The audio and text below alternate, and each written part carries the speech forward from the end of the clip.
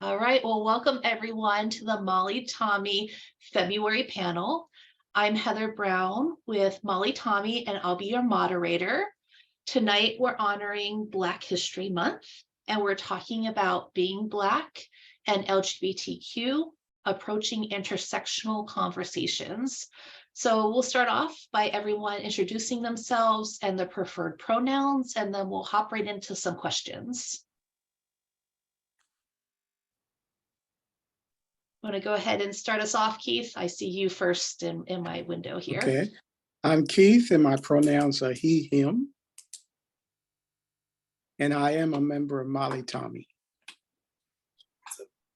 My name is Landon. I go by he, him pronouns, and during the daytime, I work for Phoenix Pride, and during the evening, I am a drag entertainer by the name of Christopher Inez Onyx.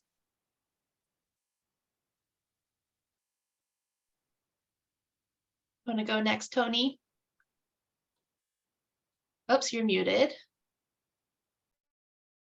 But my name is Tony. I'm the operations coordinator from World AIDS Museum. My pronouns are she, they.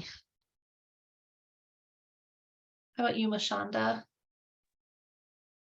Hi, my name is Mashonda Pascal Gilmore. I'm with the Lynn Lewis Foundation, Women's Flag Football Federation, and I have an organization called the LLF Sports, and I am referred as she, her.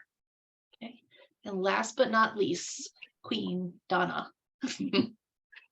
Hello, everyone. My name is Donna McHenry. I go by the pronouns of she and her. I part of an organization called Soul Purpose AZ, Black, Gay, and Present. We started some activities here in Arizona, but due to changing priorities, we do things on an ad hoc basis. Thank you. Great. Well, thank you, everyone. So before we start the first question, I have a small introduction just because of the terms intersection and intersectional. It's such a hot topic. I just wanted to explain it for the folks that are watching just a little bit before we talk about it. So like I said, we're going to talk about intersections or intersectionality. And I'm glad it's becoming more popular because people can understand it more and educate themselves more. And intersections can bring about both experiences of privilege, but also of oppression. So to briefly explain what intersection is, I can say that human lives cannot be placed in just a single category, such as gender, race, and sexual orientations. So these intersections where they overlap can be both positive and negative experiences. So intersectionality addresses discrimination that arises at the specific intersection of multiple identities. So that's a mouthful. I need to take a breath. So with that being said, I want to put it out to the panel. Why is it important to you to acknowledge the intersections of identity? Well, I'll start first, I guess.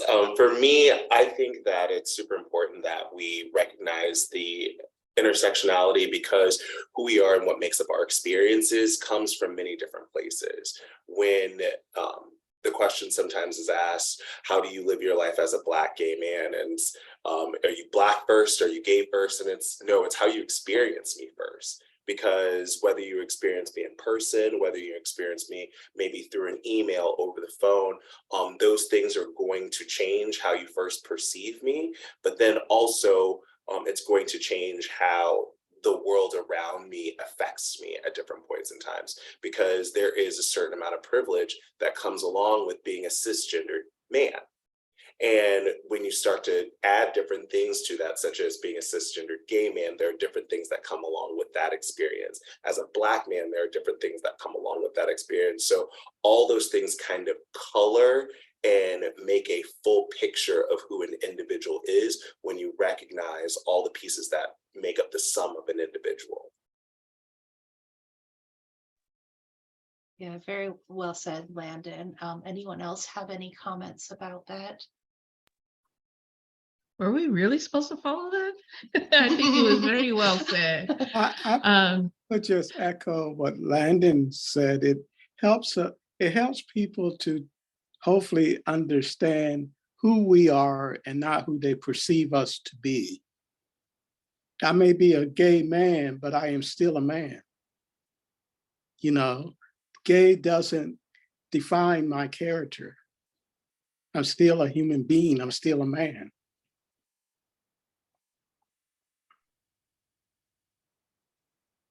And I think if I could add anything to what the other panelists have said, it really has to do about being authentic, I think.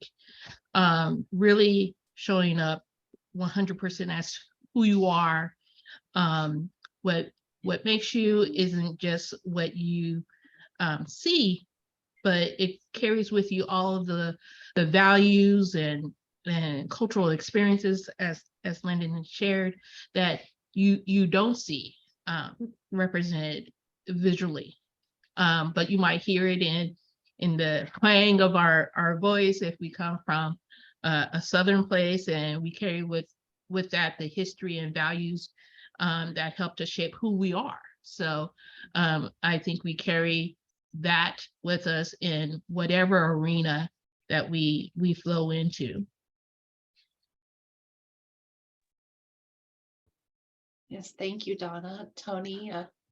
I'd really like to piggyback off that. I'm kind of loving that the conversation kind of takes a route in which we're seeing what's physically there versus what you find out once you get to know a person, especially if you are perceived as Black first, and then you're talked to, and then, they found out that you are a non-het person or not cis. Those are some of the attributes that do happen. And I think it's a rather interesting intersection of those identities, because on one hand, the physical sense, you're perceived as Black, white, Asian, or cis or trans, versus other points of identity which aren't really seen. Also, I think it also plays into a part also like disability, invisible disabilities that aren't also commonly seen as well. Thank you, Tony. Mashonda, do you have anything to add to to all of that that wasn't already said?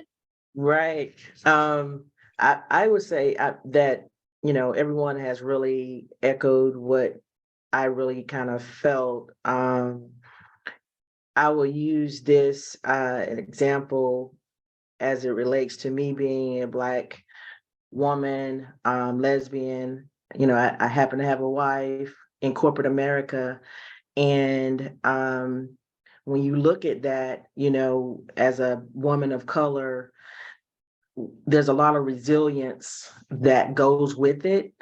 And when I say that is that we have to have the capacity to deal with the different, I guess, stereotypes of how individuals perceive us. If I walked in a room with a suit, bow tie, I'm going to be judged of who I am, not what I've accomplished in life in corporate America, or my education and things of that nature. So I look at it as me as a Black woman, me as a lesbian woman. I will not experience the same as a white woman in corporate America.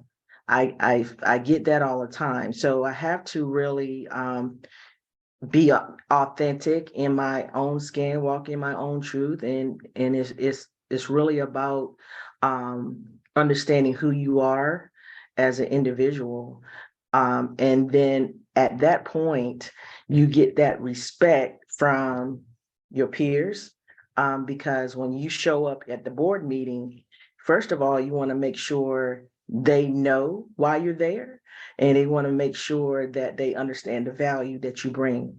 So that's basically all I could add to all these Wonderful responses. I couldn't come back after all that. You guys Well, that's a great response too, Mashonda. Thank you from your perspective, and as you know, being a cis white female, I think it's an excellent opportunity for white folks to also listen and learn.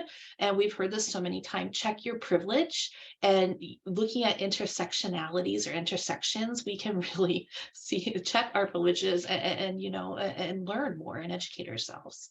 So I'll move on to question number 2. It's a little bit more vague. It's about Black History Month. And what does Black History Month mean to you?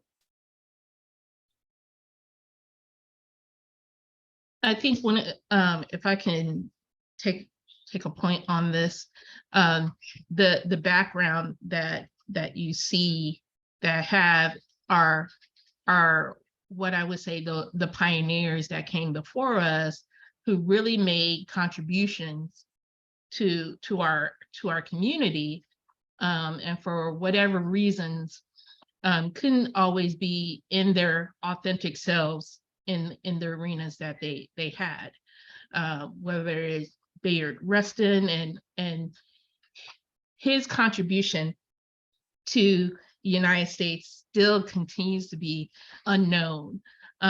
We wouldn't have had the speech from Dr. King at the Capitol if it wasn't for his contribution and his efforts. We wouldn't have poetry in the manner of which we have today if it wasn't for folks like Langston Hughes and his contribution, or James Baldwin. And of course, you have folks like Maxine Waters because of folks like Barbara Jordan, who was first saying that she wanted her time back. She's reserving her time back and making the contribution in the political arena. And so we have always been there. We have always made contributions. And so it was a number of people who participated in the civil rights movement and other movements, even within the LGBT, that don't get recognized and understand what they had to go through to really be present. And still to this day, I think we benefit from the contributions that they've made to our community.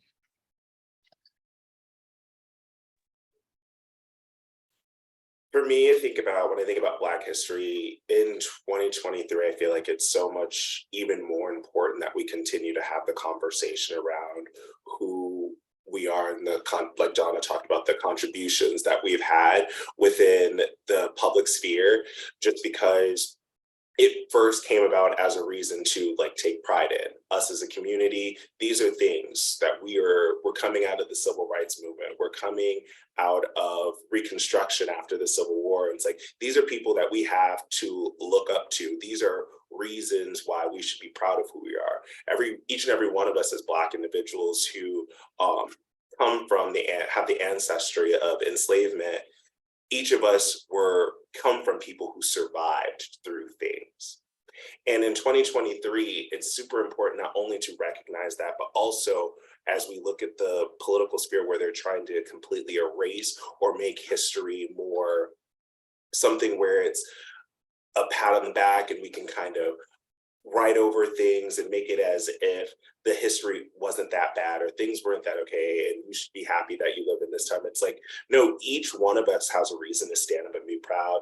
We shouldn't live in a world in 2023 where we're still talking about the first Black this or the first Black whatever the case may be, whatever the accolade that comes after that. And that's still an everyday occurrence, whether it be the first Black overall, whether it be the first Black woman, the first Black man.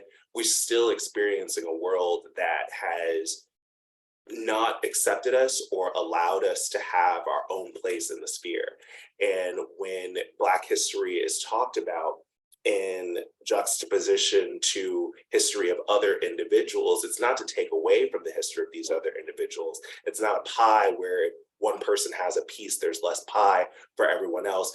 It's a salad where we're adding our ingredients to that salad to make it something that's more rich, much more defined. And our history is something that is poignant and important to talk about, because so many times we don't even understand, even ourselves as a people, where we came from, the things that we overcame, the contributions that we have made to society. So it's super important that we continue to talk about these things. Last year, I did work into trying to, with Phoenix Pride and pushing out during Black History Month, and did a feature on Black LGBTQ figures, because we can have Pride Month and talk about individuals in the LGBTQ plus community, but there's just as many individuals who are specifically Black and LGBTQ who have had impact on making this world a better place, not only just for us as Black individuals, but for all individuals. Thank you, Landon. Does anyone else have any input on I what think, to me, Black History Month is important because it's actually an eye opener, not only for whites, but also for Blacks, because there are a lot of Blacks who do not understand their history or know their history.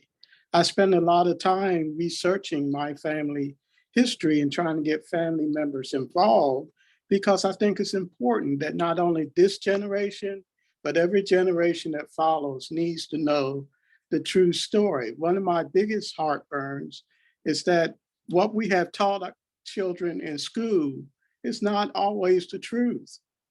We left a lot out of the history that people really need to know. And to Landon's point, I'm seeing a lot this year, especially on Facebook, that they always start off by, he was the first Black man. He was the first Black. Why do they need to do that? Why can't they just recognize the accomplishment that they made?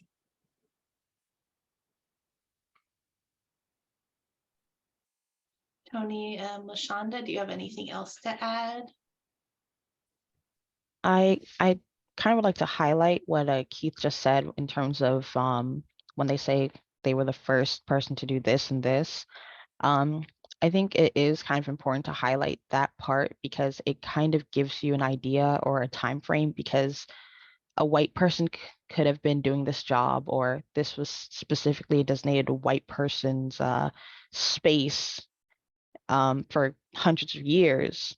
But the first time that they highlight that this Black individual was able to gain access to that space, and it's already been 100 years, I think that's really important to highlight, because that is alarming to see. To again still be seeing first Black individual to do this and that in 2023 is quite terrifying, and it highlights how much access that the Black community has not had was able to have, even during times of the Reconstruction period up to now. We've been blocked by laws and societal expectations done by essentially white supremacy.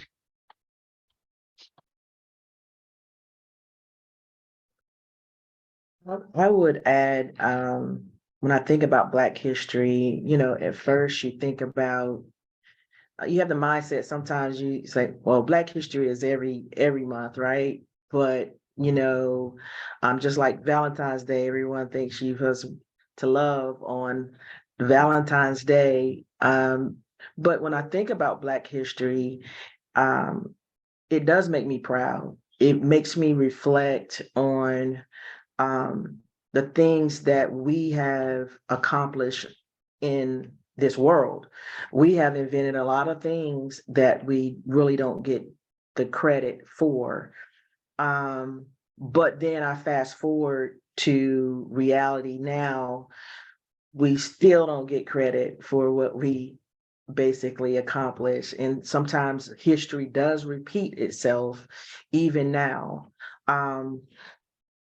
I have a sense of pride and like proudness when I think about my ancestors.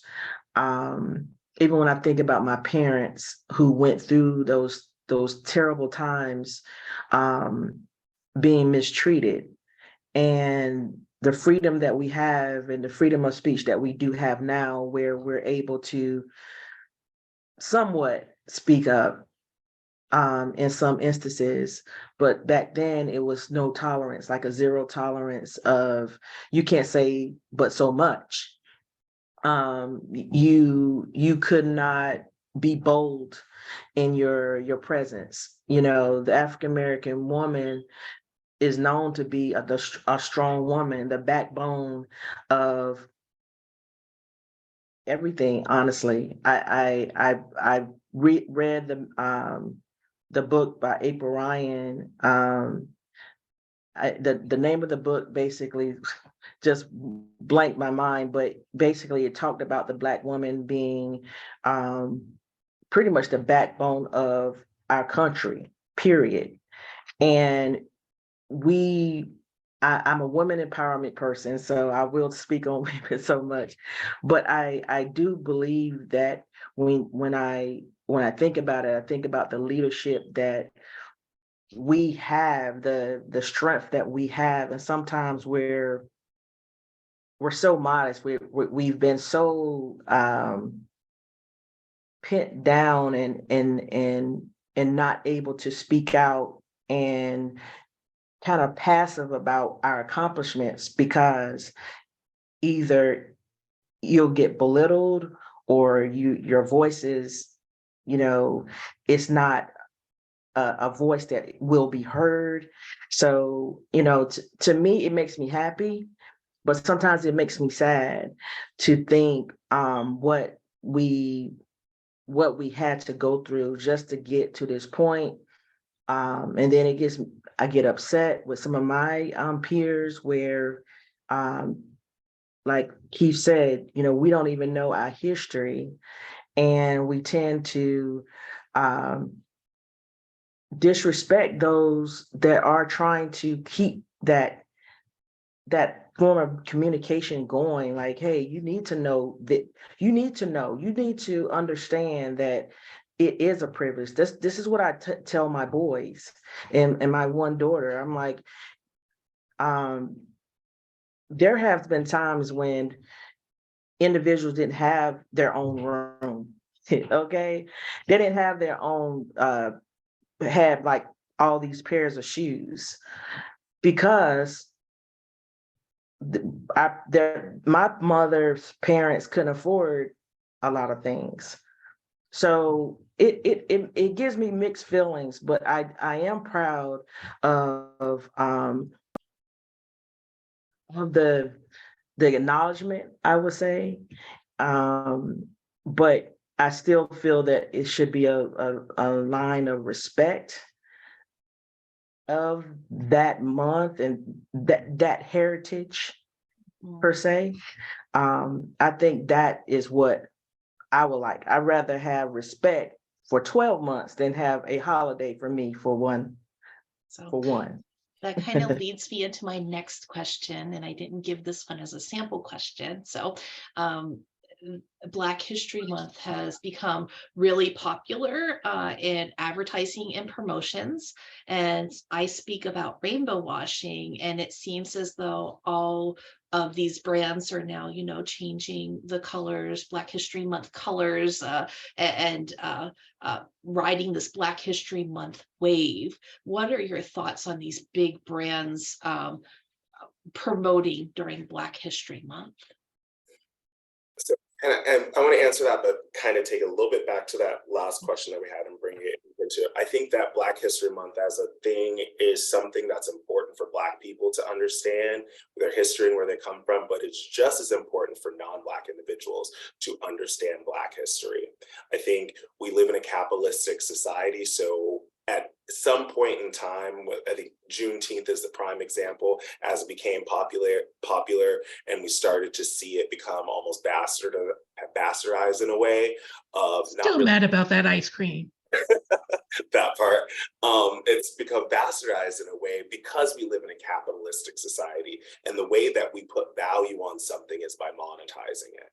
But Black History Month is something that's important for all individuals to understand, not just the good parts where we can celebrate individuals who've been influential, and the doctors, the lawyers, the scientists, the musicians, the entertainers. Those things are important to understand, but I think it's also important that we take out time, and what really we focus in on is not just the positive, but the reality of so many circumstances that Black individuals have had to deal with.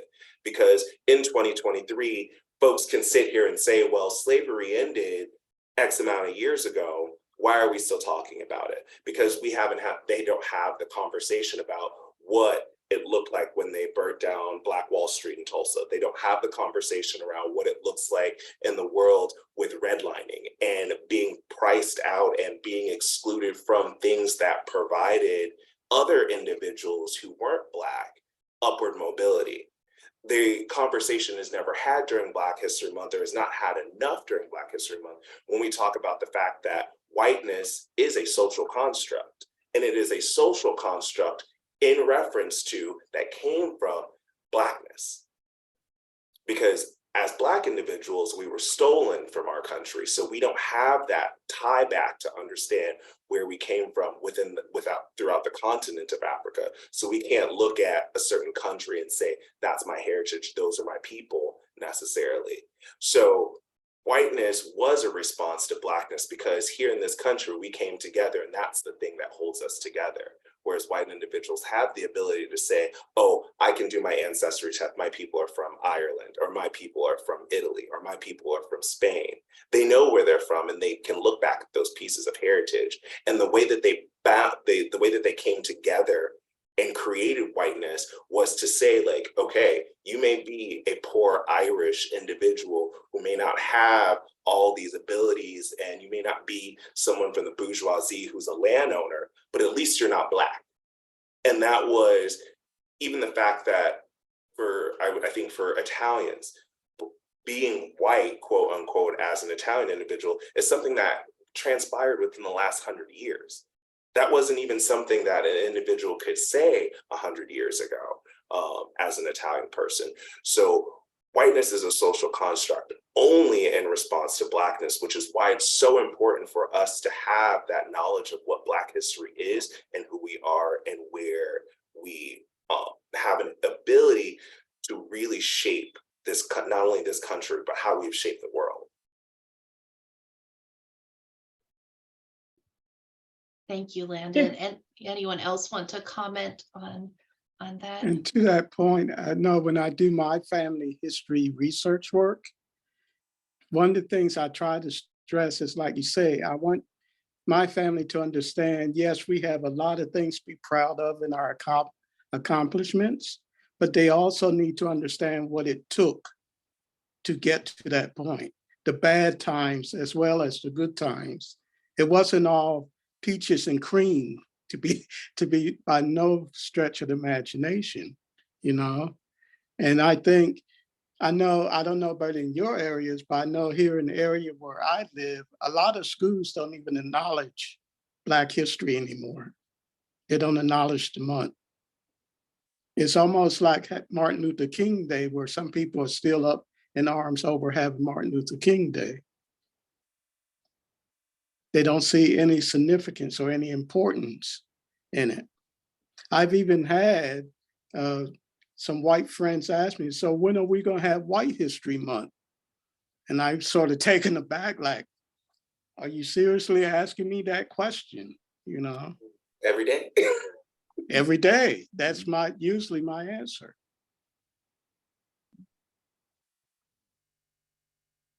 Your question about the capitalization on Black culture, I just want to speak to that, because in my head, all kinds of comedic items were floating around. Everybody wants Black culture until it's ready, until it's time to be Black. Or you know, what was his name? Jess Williams, when he said in his speech, just because we're magic don't mean that we're not real, you know? And I think everyone likes the glamorized part of what they see They want to be a part of that accomplishment, those contributions. You wouldn't have hip hop today if it wasn't for, the contributions of many Black artists. And just, one of the things that I think is just outstanding is the number of gay rap artists out today, hip hop artists out today, versus those who couldn't come out before. And so just like there are people who capitalize on gayness or Blackness, they want to capitalize on gayness as well. Everybody was ready to jump on the arms. They're like, who else? They went around looking for the Black unicorn. So it's a commodity. And I think if anything, we need to stand our ground in a way and hold these entities responsible, that it's not just a commodity, that it has to go deeper than that. And we have to demand our equitable respect, or not respect, but equitable practices to ensure that we get our seat, or we could bring our own seat to the table to ensure that what happened in the past doesn't happen again.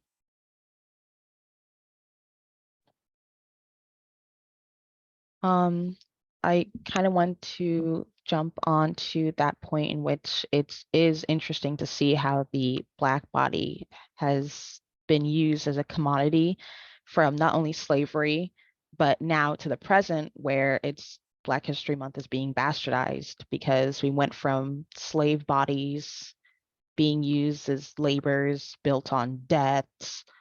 Basically, these institutions that have been in America for years have made some of their wealth off of Black bodies.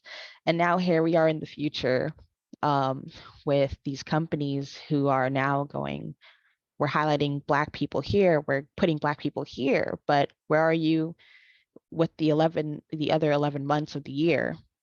Are these Black employees, these Black highlighted people still here?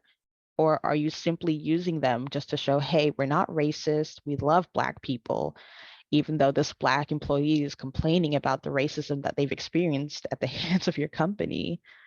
I think it's rather sad when I hear so much of that, and it kind of shows that things haven't changed, because we're still bodies in this society, and now it's based off of what can we give to, it went from what can we give to our slave owners to what can we give to these companies and mega corporations.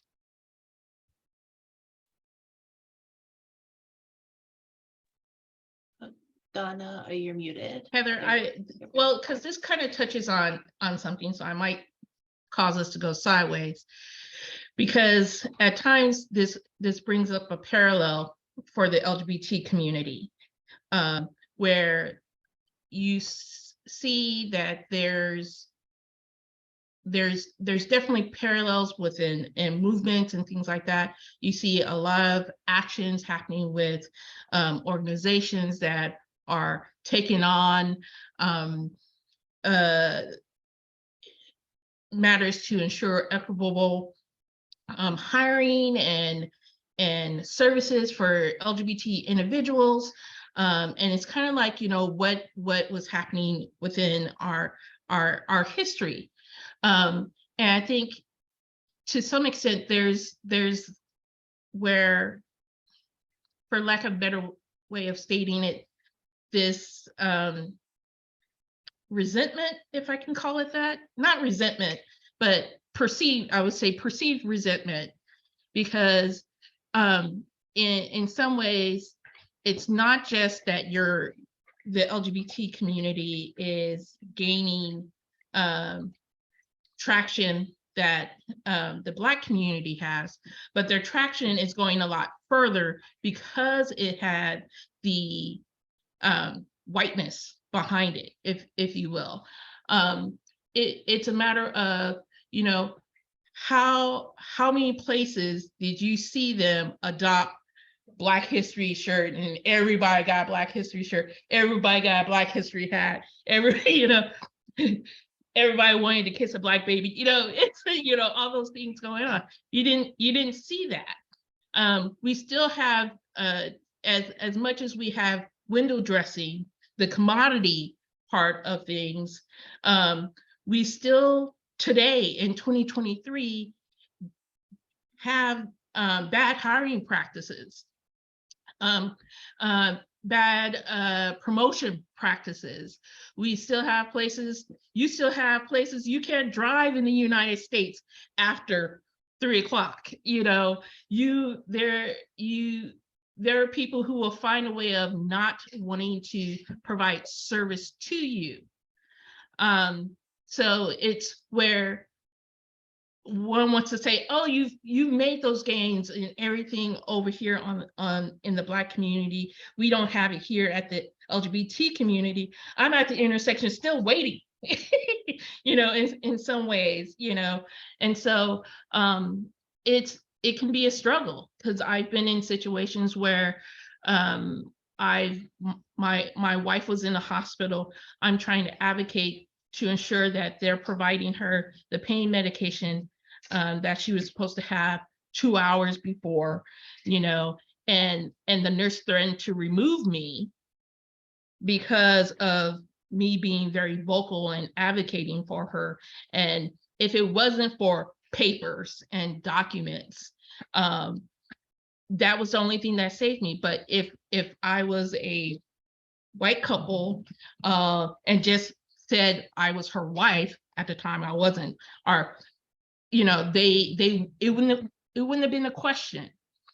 I still, I travel with my wife. We were in the Bahamas, and I think the one time I think I had fear was I was going to call him a gentleman, and I think that I was loose. I need to check my water and make sure it's water. He was hitting on my wife, and he wasn't taking the hint that she was, already with someone. And all the other guys got the hint. They were like, you need to back off. And when it finally dawned on him that she was with me and my partner, you could see the change in his demeanor. You could feel it. And I never felt that type of hate since I was walking in the King's Day in Denver, Colorado, and seeing the Klan who didn't want us walking. I didn't have that level of fear until, since the first time I was called a nigga. I didn't, I have that on a daily basis. And I'm not saying that one side's better or the other, but these gains that we're seeing with the LGBT community didn't come just because of LGBT. It came because of the contributions that were provided by the Black community. So as these gains happen, we need to ensure that there's that allyship that takes place that says nothing for us without us, and the us has to include everybody, not just LGBT. Thank you, Donna. Thank you. Any other comments before we switch to another subject? I mean, there's a part of me that thinks that we have to, because society is based in capitalism, at least our society here in the US, we have to use capitalism to its advantages at times and make sure that we are holding people accountable. Like Tony had talked about, what are these individuals doing the other 11 months out of the year? But what are we doing as individuals those 11 months out of the year? In my day job, I have an opportunity to really talk to corporations who are sponsoring Pride events and why are they sponsoring the LGBT community? And I have the conversation and do research into these companies. And it's not just blindly taking dollars for the sake of taking dollars. It's about what the contribution that they're going to have outside of our events. And I think the same thing goes for the Black community. And we talk about individuals who support us during Black History Month or the lack of support during Black History Month. I think it starts, Florida is a prime example of it is right now starting at the small kids with education. How many individuals do we know that are involved in their local school boards?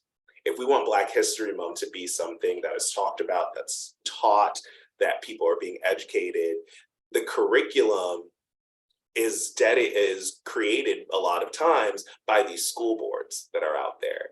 So let's use this society that we're living in and really make the most of it. And not necessarily, not to say that the systems that are in play don't need to change, but today, this is the systems that we're living in, and working to our advantage would be getting involved at the local level, making sure that our school districts are in predominantly Black communities are doing the work of educating. And then if we are Black individuals living in not predominantly or predominantly something else other than Black communities, that we're getting involved in making sure that our kids know something about their ancestry, they know something about their culture. And it's not just coming from what they learn at home, because it is super important that every Black child that goes to school has an understanding of who they are and culturally as an individual. But if they're going into a school where they're the only one who has that same pride in themselves,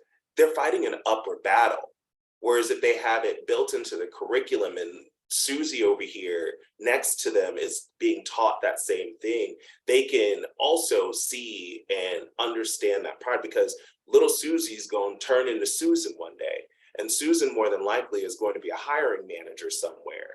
And she needs to have an understanding of Black individuals and what they are experiencing in the community. And that intersectionality between being a Black person and being a gay individual, we see it show up in many different ways, but it starts at how we can make sure our youth not only can take pride in themselves, but also see the differences in others, not to other them, but to be able to understand who they are as a person and what makes them tick.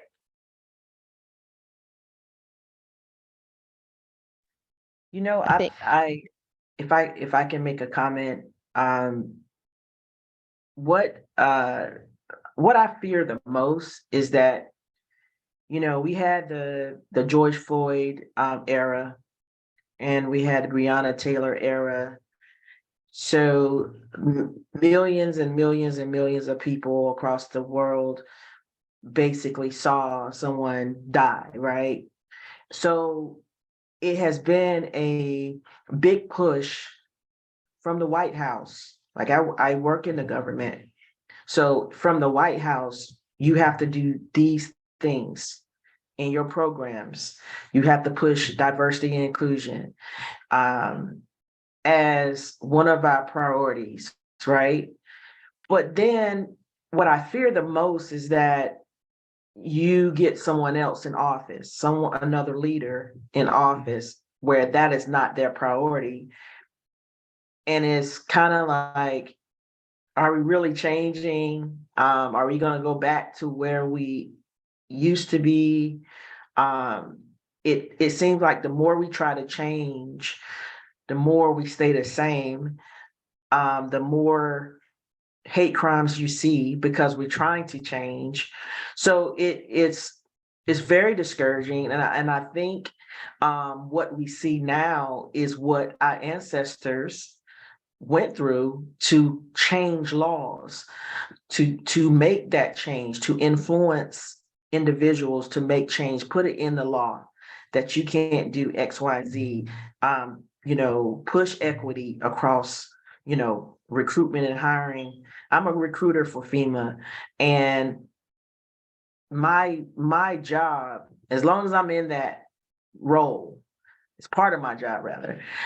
That is what I push, creating, leveraging resources and Heather, we spoke about this, how we're trying to get into more diverse organizations, LGBTQIA, Asian, Black engineers, what have you.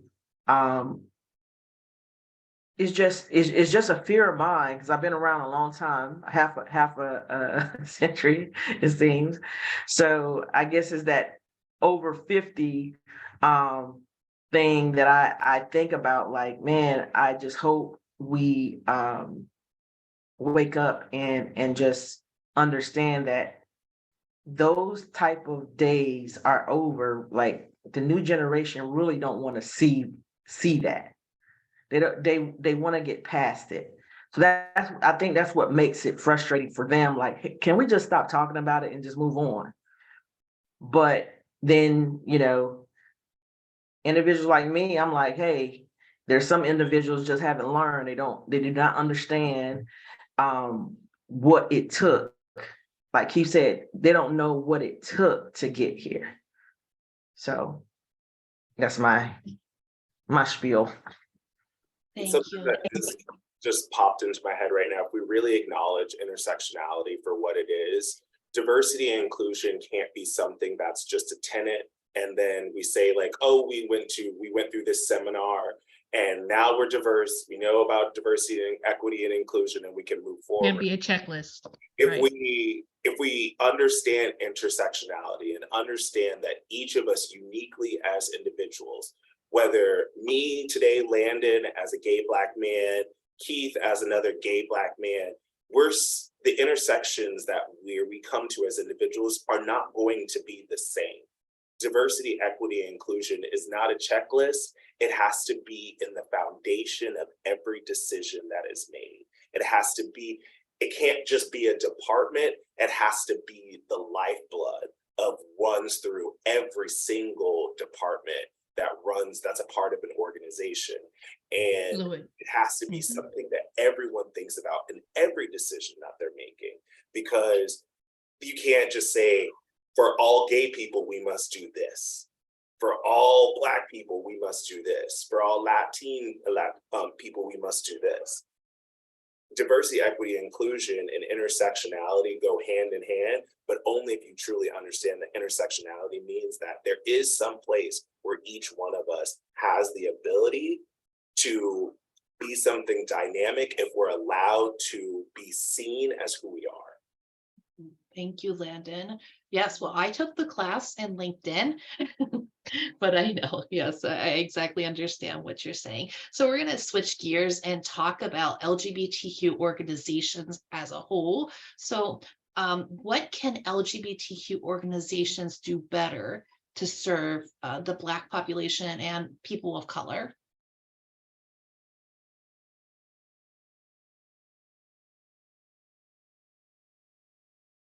Become members of the NAACP.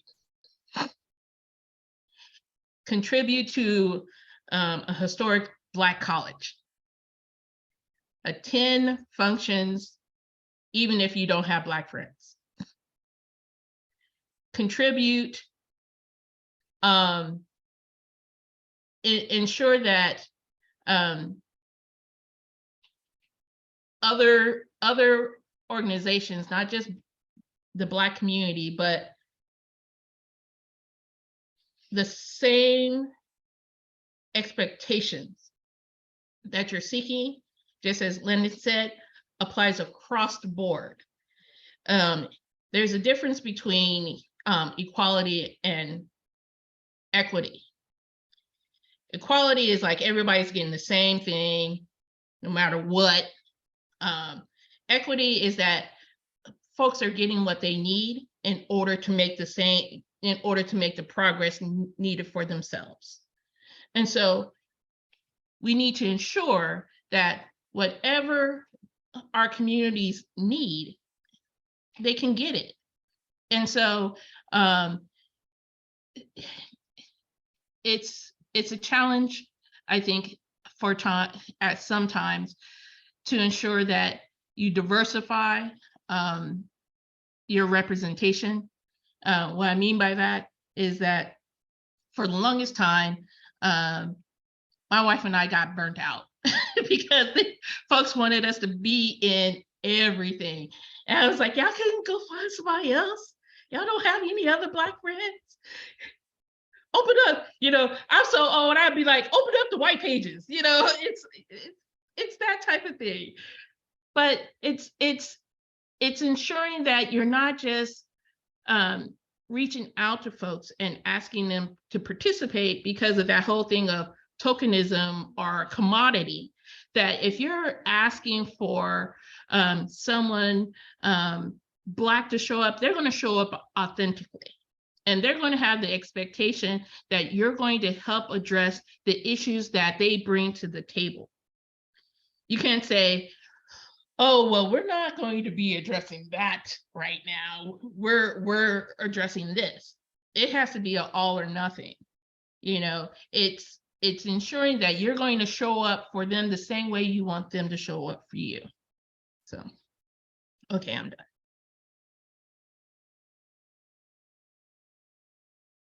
Anyone else? The question was, what can LGBTQ organizations do to better serve Black populations? So I've actually had this conversation in my job. Prior to being on staff, I was on the board of directors for Phoenix Pride, and we had the conversation. And I think for me, one of the points I brought up in the conversation, it's not to us as an organization to prescribe to Black people, like, this is what we're doing for you. That is not equitable. That is not showing up for a community. Showing up for a community is saying, opening the door, what do you need from us? As a Black community, we are best suited to describe what is going to be the most beneficial for us. It is not for an organization to say, well, we did this and it worked for them over there, so we're doing the same for you, and that's all we can do. That's not going to cut it, because every community looks different as to how you can best represent them. So it's first opening the door and understanding that you probably don't have the answers sitting at your table, because if you did, you would already be doing the things that you needed to do. You need to understand that there's going to be tough conversations. There's going to be change that has to, again, go back to the foundations of how the system and the structures are run in order to show up equitably, not only for Black individuals, but for any disadvantaged group that you're trying to help and assist. Thank you, Landon. Anything else with that question? All right, we'll move on to our final question. We're coming up on our last 10 minutes here. So our final question is, do you have any advice for Black LGBTQ individuals who are struggling to come out or struggling to be their authentic selves?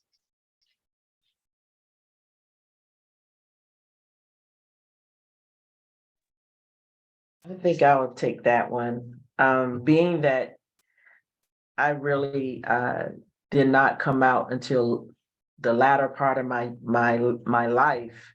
My parents knew, mom and dad always know, especially a mother, but it just wasn't a topic. My parents are very, religious. I think my pain point was that I didn't want to let them down or disappoint. I mean, I did a lot of things in my career, education and sports that, they was just so proud of. I was even a homecoming queen twice. And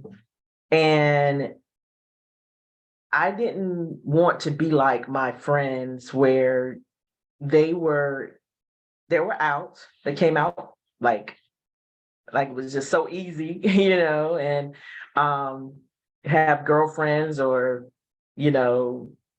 temporary fiancés and all this other stuff. And they'll take their partner home and meet their parents. And next thing you know, they're broken up. And now you got all these different people coming to your mom and dad house. And I just could not see myself doing that. And I felt that the only way that I would do that, if I found someone that I knew that I would be with for the rest of my life, I would sacrifice that walking in my truth, because I felt like I didn't live right there with my parents. So I didn't want to disrespect them in any kind of way either, because I knew that wasn't their belief. But I did know that they loved their baby girl, right? So when I met my wife, I knew that I had to tell them when I felt that I was want to get married, I wanted them to be there. And it was the hardest thing for me to do. I told my dad first, like a whole year before I told my mother. And but when I told her, it's like you have this feeling of you're gonna walk in your truth, and you are very confident about the choice you have made as a partner. And it didn't hurt that I introduced her to my parents before I told them. Um, so they really loved her. So it broke my mom's spirit, let's say that. But it didn't last. I'm not gonna say she doesn't feel it now, but for 48 hours, I didn't talk to my mother, and I talked to my mother every day. And she called me. I was like, I'm not calling her because she is just not feeling this. And she literally said, "You have to change." She told me that you have to change that. And I'm like, I can't change that, Mom. I'm 48 years old. Like, I can't change that.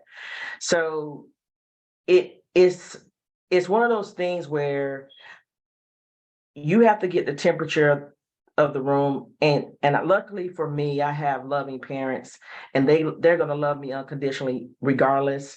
But some individuals don't have that support. I had people in my circle that gave me that confidence, and that gave me a supporting system where I could ask for advice on how to handle if my mother and father went to the left. My dad really, he's been married to my mother over 60 some years. So of course he's going to feel it if she's going to feel it, but he's not going to show it if she feels like some kind of way. Luckily, I'm not gonna say luckily for me, but COVID came when I was gonna have this big wedding for them to come to. So I just feel like the universe kind of worked in mysterious ways, where I had a private wedding in Alexandria. It was only like 4 or 5 of us and our kids. And I still was able to communicate, I'm married now. And now it's to the point where my parents are saying, how are my grandkids? And to me, I feel like it was just a process.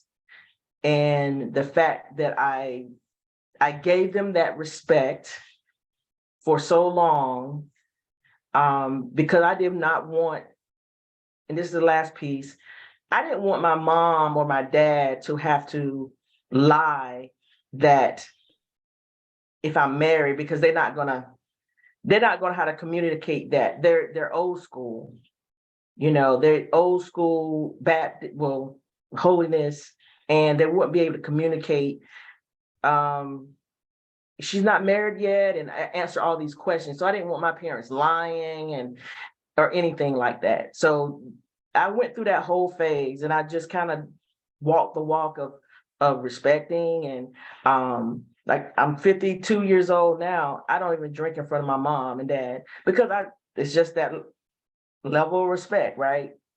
So I would say, if it was someone that was trying to come out and they were afraid, definitely speak to individuals who walked that path before, get that advice, check the temperature of the room. From the moment that my mom and dad embraced me, of being accepting me of who I am, is when I was able to come out to the world and come out to my job, not saying I went into my job and say, hey, I'm gay. But I did a pride video for FEMA because we have a pride division or group. We call it FERG, and we do different things. So I was asked to, showcase my family and talk about it. So I finally did it. And because I had told my parents, seemed kind of weird, a person who's like almost 50, afraid to say it. But once I said it, I heard myself say it. Once I heard my mother receive it, and then I had my dad and my brother be like an ally for me. Like, she's grown. She has her own mind. Like, you have to have people in their ear supporting you, saying, hey, she's okay. Look what she has accomplished all these years. And she's still your same baby girl that you had 52 years ago. So that's my story, but it was hard. I didn't make it a subject coming up. Like, I just didn't bring nobody home. And that's how I just live. And I went back to Atlanta back then, or went back to A&T, and that's just how it was.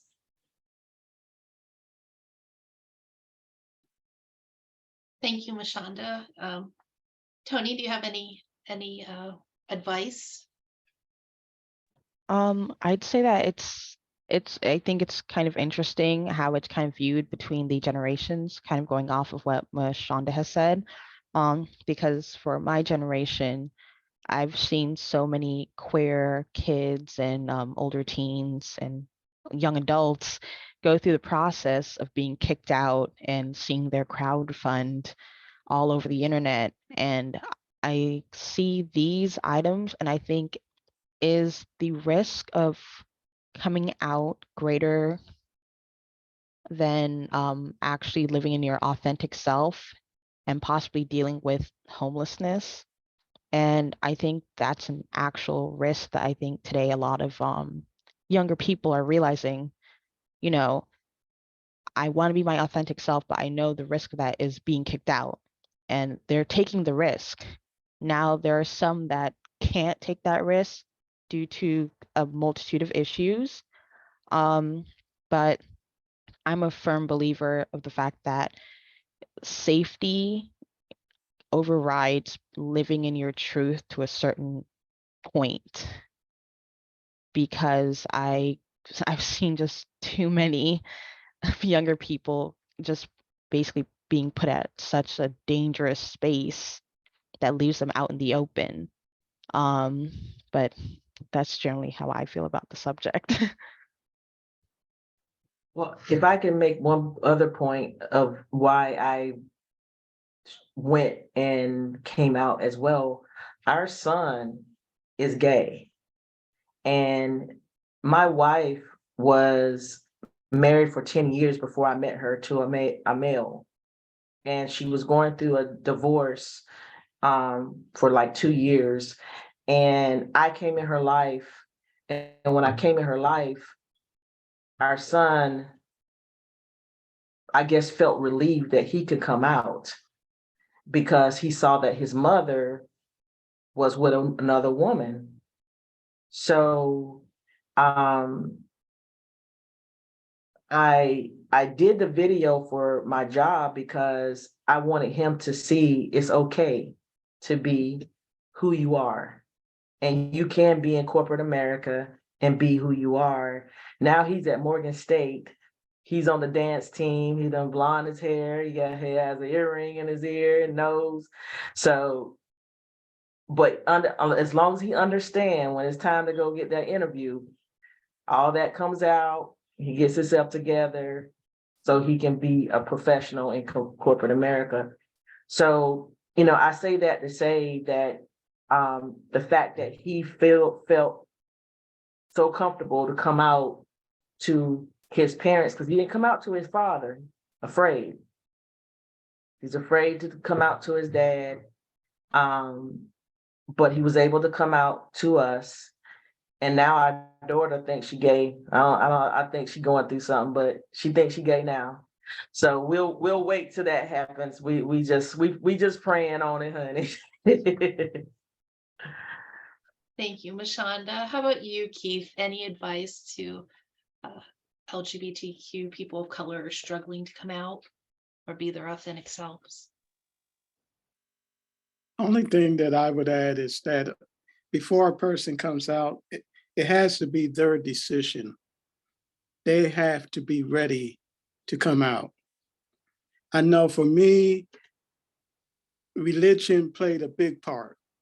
And you, like you say, you don't want to disrespect family.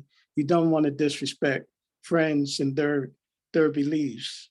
You don't, those are types of conversations you try to avoid at all costs because of love of family or whatever. Also, I spent 20 years on active duty in the military. So you can imagine the struggles there. You can't just blatantly say that although things are opening up in the military, things are starting to open up. So, but I would say be ready to make your stand, be authentic, be true to yourself. The biggest thing, you have to be true to yourself. It's really hard to always live a lie. It just makes you miserable. You can't have a happy life. My feelings are, we're not really here to try to please everyone else. We have to be true to ourselves and please ourselves first. And that is going to cause some hurt, unfortunately.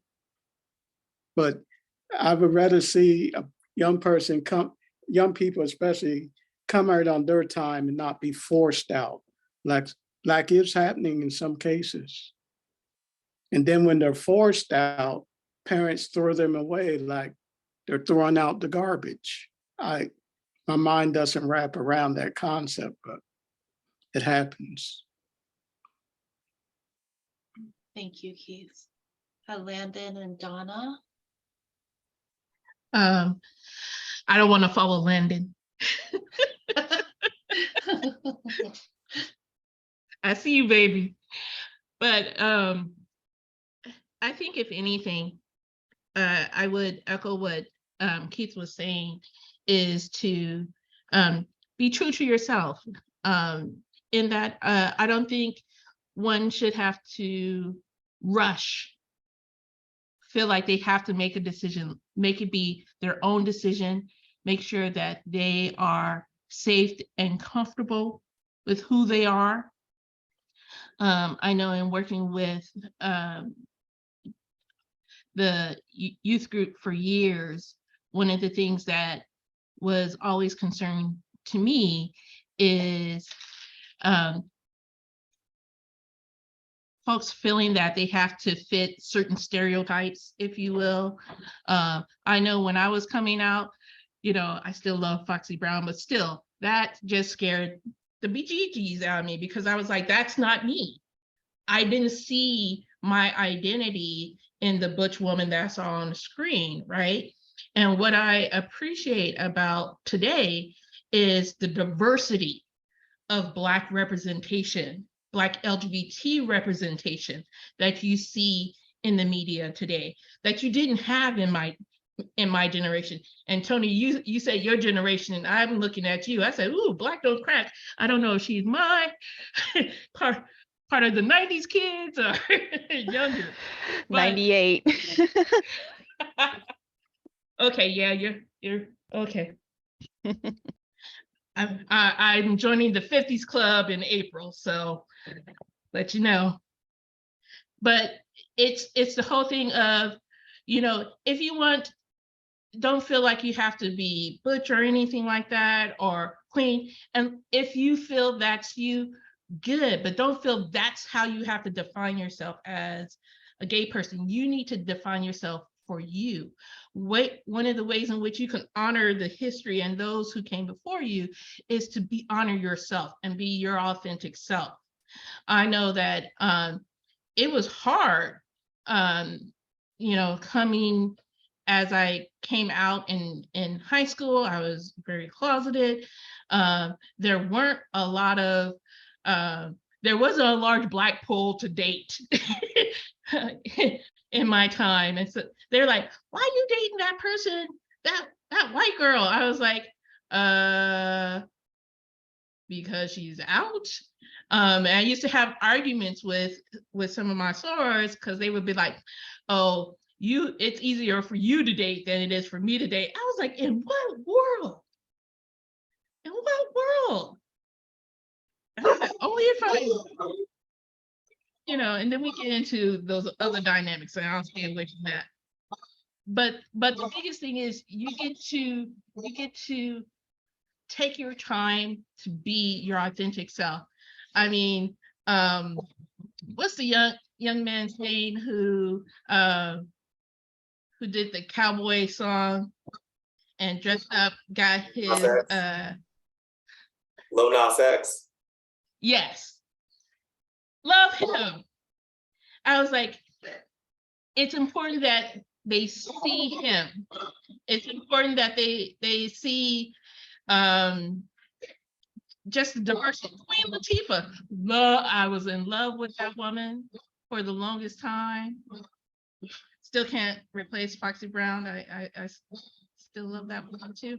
But it's important to see the diversity, and I think if anything, what we those who are on the panel can contribute to helping these young people who are going through, and I'm saying young people. I think Mashonda points out it's not just the young people anymore. A lot of people are coming out at an older age, and I think the more we can work with folks both in the Black community as well as the LGBT community to have these safe environments, the more we can help these individuals feel safe and comfortable to be their authentic self.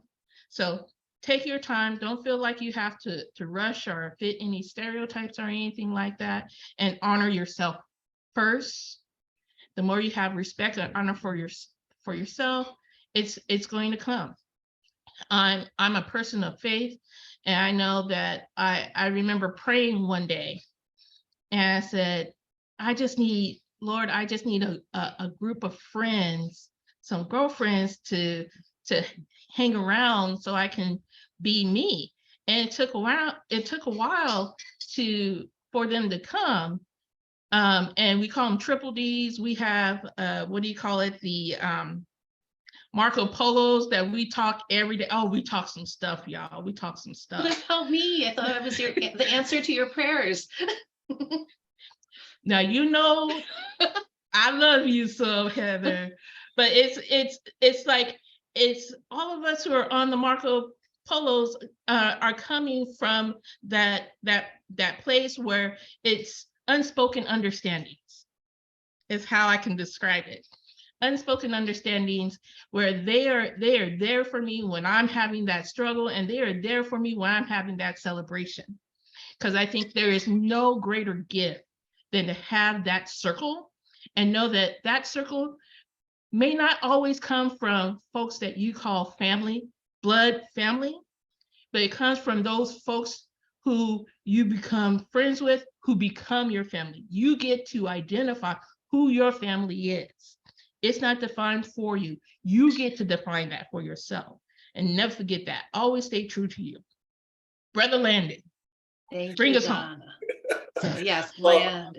You touched on many of my points. I think the biggest thing that I think about is when you look at the media and representation as far as Black queer individuals, everything in the media isn't necessarily who you need to be or who you have to be. If you resonate with something that you see in the media, great. If you don't resonate with something that you see in the media, that's okay too. You don't have to be like what you see on television or what you see in the magazines. If there's something about queer culture that you define queer culture as that you don't resonate with, that's fine. It doesn't make you any less gay. If there are, take what you want from it and different things. Dun's last point, especially because part of my chosen family when I first moved to Phoenix was Donna's nephew, Mark. And Mark was somebody who has been an individual who was a part of kind of me establishing who I was when I came out. And having that, finding that those people who allow you to be yourself and those individuals who will support you. I was someone when my mom found out I was gay, my mom did kick me out of the house. We have a much better relationship now, but at the time it was something where I needed the support that I received. There's many times we're told in life, blood is thicker than water. Well, that's only half of the statement. The full statement is actually the blood of the covenant is thicker than the water of the womb. Sometimes the individuals who you are related to will be the individuals who hurt you the most. And those friendships and those bonds that you create that are lifelong, those are the individuals that will support you. So I would say if you're struggling to come out, and before even coming out, find ways to find your community, find ways to introduce yourself, find ways to find people, because whether they're gay, whether they're not gay, good people are good people. And when you find good people, they will allow you to feel a level of comfort to be yourself, whatever that looks like. Thank you, Landon. Thank you. Well, that we're coming to an end here, and I want to thank all the panelists, especially, the ones on the East Coast. I know it's later there. So thank you again. It's been such an important conversation, and thank you for your contributions. And I guess at this time, we'll end the panel, and I'll see you on Molly Tommy. Thanks.